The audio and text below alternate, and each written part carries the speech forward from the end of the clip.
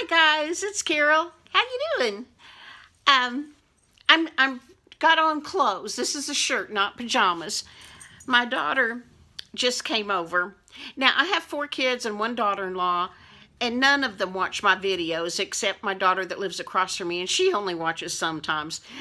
But she, this morning she watched last night's when I had on my blue nightgown.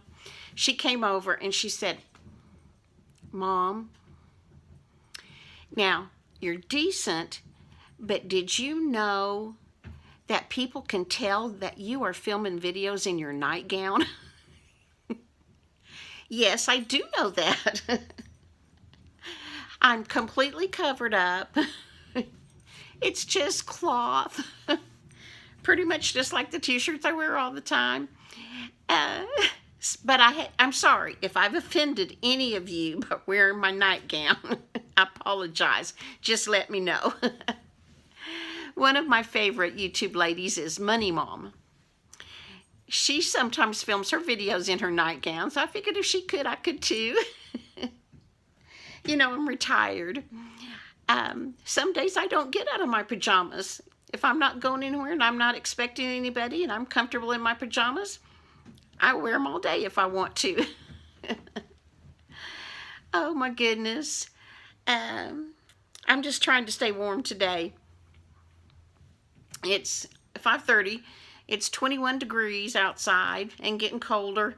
We're supposed to have sleet, freezing rain. Isn't that what sleet is? But that's what the weatherman said. Sleet and freezing rain tonight. So the streets are going to get iced over horrible. Then we're going to get snow on top of that. So driving conditions are really going to be horrible. I'm not looking forward to it, but I'm not leaving my apartment.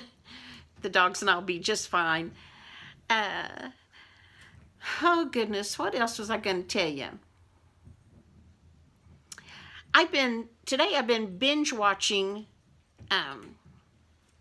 this comedian. Her name is Jeanne Robertson. One of my subs told me about her. She said, "You might really like this lady." So I've been binge watching her videos all morning. She is about 70, a really lovely lady. Back in the day, she represented North Carolina in the Miss America pageant, and she won Miss Congeniality. She says that's a curse. Now she has to be nice all the time. But anyway, she's funny. Her humor is mostly about her family. I really enjoyed her. So if you need a laugh, go watch Jeanne Robertson. There's another comedy channel that I like to watch, and it's called Dry Bar Comedy Club. Now, dry bar as in they don't sell alcohol in this comedy club. They sell sodas and popcorn, and their comedians have to be clean, family. You know, sometimes I get brain fog real often, and I just can't get the words from my brain to my mouth. Family friendly, that's what I'm trying to think of. I do. For my new subs, when I have moments of silence, that's because I really do have brain fog, not frog. And I can't get my brain to work to say the things I want to say. So bear with me. Anyway, I have no idea where I got stopped in that story. Dry Bar Comedy Club, family friendly, clean jokes. I'd love to go there. I really would, but it's in Utah, and I'll never get out of Texas again, I don't imagine.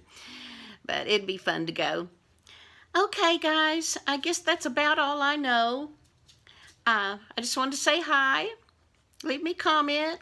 Tell me something. Send me an email. Give me thumbs up. You know the whole drill. Oh, my daughter brought my mail in for me. Our mail's up at the front of the apartment complex. She brought in a New Mexico magazine, and on the cover is a bookmobile. I can hardly wait to read this article. Where I worked for 20 years was a library, and for 18 of those years, I was the storytime lady and worked in the children's department, so I worked with kids all day long. But libraries have a special place in my heart. I got my library card when I was 6. How? I do not know, because my parents did not read. My parents didn't do anything, especially for me. I mean, like take me to the library and get a library card. I do not know how I got a library card. Now, my grandkids get them through school, but it wasn't that way in the early 60s. I would have gotten my library card in 1960. It was a little orange cardboard thing. Oh my gosh, I treasured that thing. We could check out 3 library books. I walked to the library from my house. We didn't have a car, and my mom was always at work, and so I would walk by myself to the library and get books. And that's how I survived my childhood. I kept my nose in a book. I escaped by reading, and I still love to read. After my nervous breakdown, I had this problem in that my brain, the brain fog is really a serious bad thing. Up until that time, I read a lot of books, probably 4 or 5 books a week, easy. But after my terrible, horrible, no good, very bad breakdown, my cognitive thinking was just gone. My ability to concentrate and focus was gone. It's taken 9 years for me to get this far. I mean, I was seriously in bad trouble.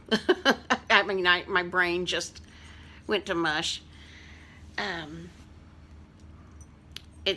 it's not because of anything I took. I never took drugs, never drank, nothing like that. It's just the genetic thing I have, major depressive disorder and agoraphobia and anxiety, and I'm just a basket case. But I held it together for most of my life until 9 years ago, and it just got to be too much. But I am much, much, much, much better. And like I told you yesterday, finally a psychiatrist is up to my medicine enough where it's actually going to work. She did that in July, and she told me it'll take 6 months. It'll be December before you really feel the effects of it. So December's coming, and I'm doing much better. I haven't been able to read a book since about February. I've tried. I have books at home. My daughter's gotten library books, and I can't follow the story from one page to the next. I may read a page or two, put the book down, go to the bathroom, come back, and I have no idea who these characters are. I have to start all the way over, and that's very frustrating for me because I have always been an avid reader. Reading is just what I did. But I'm going to get back there. My psychiatrist told me when I started a month or 2 ago, I told her that is just the most frustrating thing, that I can read the words, they just don't connect to make a sensible thought. Which is like one of the worst things that could happen to me. But anyway, my psychiatrist told me just try to read something really short every day. Try to read just a little bit, and then the next day read a little bit more, and just retrain your brain to think. So I have a book that I bought. I ordered from Amazon probably a month ago. I read a review on it on Facebook, I think. It's called White Like Her, and it's about a woman who was doing her genealogy. And hi, Timmy. She was a light-skinned blonde lady, and she was probably like my age, and she was doing her genealogy, and she came across something in her genealogy. It had a man's name of her great-grandfather, I think, or her grandfather, and it had parentheses with a B in the middle. And so she was at this family ancestry center. She went and she asked the lady there, "What does this B mean?"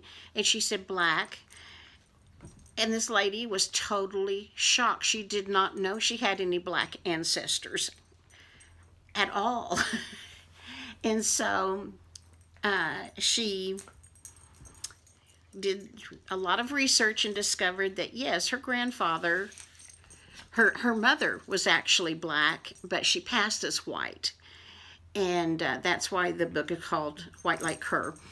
And anyway, I ordered it probably a month ago, and I haven't been able to read it yet, but I'm going to convince myself that I can, and I'm going to do it this week, and I'll do a book review over it sometime. So, there we go.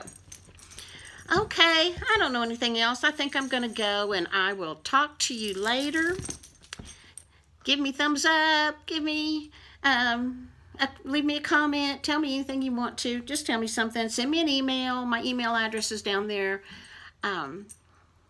If you know somebody who might like my channel, please share it with them, because that's how my channel will grow, and I appreciate it. And I appreciate all my subs. I've gotten a couple of new ones. So, welcome to our little YouTube family, and I will talk to you guys later. Bye.